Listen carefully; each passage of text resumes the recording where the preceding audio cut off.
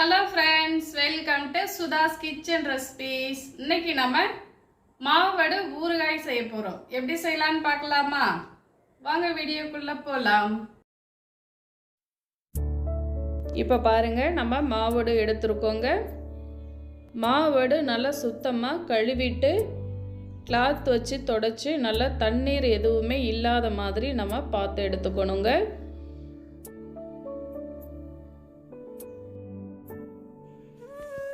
இப்போ நம்ம இந்த கப்பில் மாவடுவை அளந்து எடுத்துக்கலாங்க.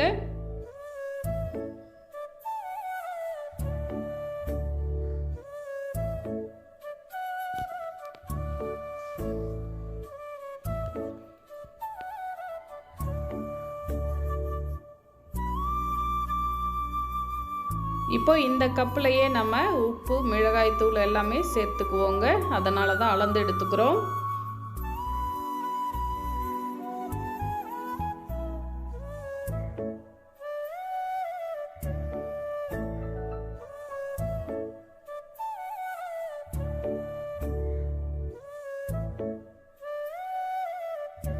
இப்போ பாருங்க, மொத்தமாக நமக்கு 4 கப் மாவடு வருதுங்க.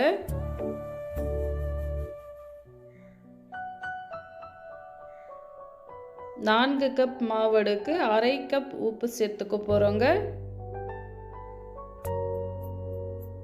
1/2 கப் உப்பு நம்ம கல்லுப்பு எடுத்து மிக்ஸி ஜாரில் சேர்த்து பொடி செய்திருக்கோங்க. இதை இப்போ மாவோடு கூட சேர்த்துக்கலாம்.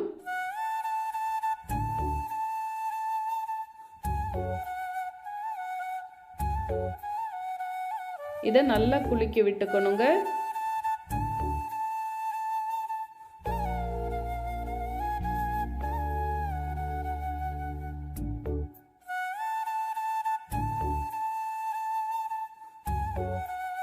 இது 1 வாரம் 10 நாள் நல்லா ஊறட்டுங்க. ஊறி தண்ணீர் விட்டுருக்கும்.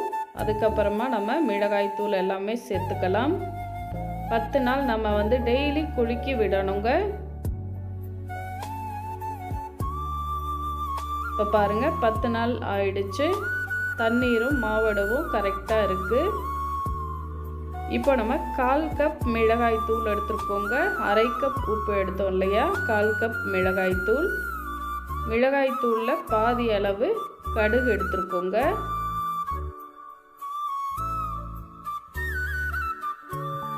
இரண்டு ஸ்பூன் அளவு வெந்தயம் எடுத்துருக்கோங்க. வெந்தயம் நம்ம வறுத்து எடுத்துக்கணும்.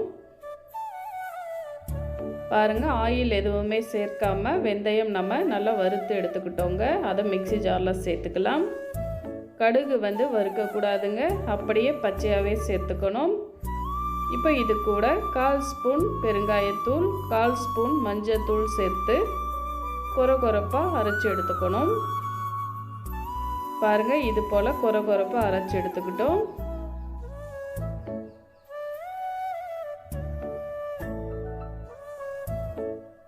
இப்போ இதை நம்ம மிளகாய் தூள் கூட சேர்த்துக்கலாம்.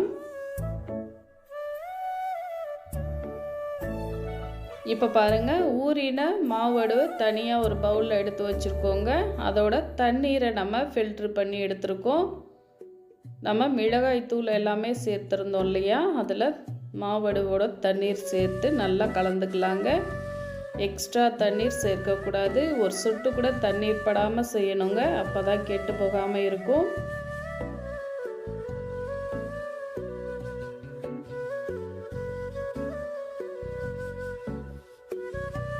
இது போல் நல்லா கலந்துட்டு மறுபடியும் நம்ம மாவடு கூடயே சேர்த்துக்கணும்.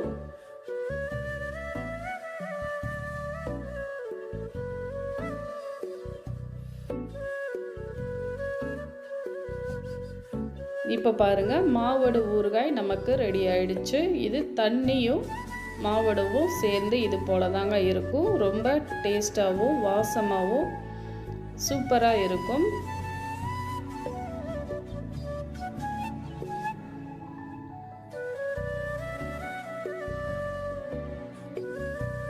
சூப்பரான டேஸ்டான மாவடு ஊறுகாய் ரெடி ஆயிடுச்சுங்க. ட்ரை பண்ணி பாருங்கள். தேங்க்யூ.